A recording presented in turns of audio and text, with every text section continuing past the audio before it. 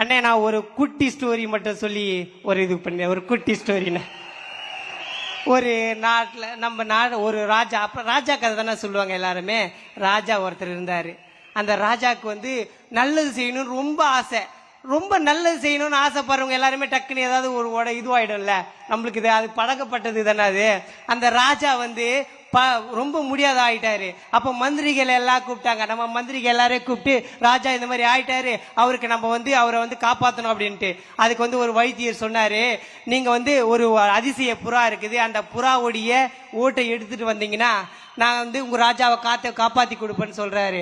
அப்போ வந்து ஊர் மக்களை கூப்பிட்டு எல்லாருக்கும் தண்டோரா வச்சு ஊர் மக்களை கூப்பிட்டு சொல்றாங்க, நீங்க அந்த ஓட்டை எடுத்துட்டு வாங்க அப்படின்னு சொல்லிட்டு. எல்லாரும் பொற்காசுகள் தருவாங்கன்ட்டு போறாங்க. அவங்க எல்லாமே தேடுறாங்க. ஒருத்தனுடைய கண்ணில் மட்டும் அந்த குருவியோட அந்த முட்டை கிடைக்குது. அந்த ஒரு உச்சிக்கலை ரொம்ப ரொம்ப ரொம்ப கஷ்டமான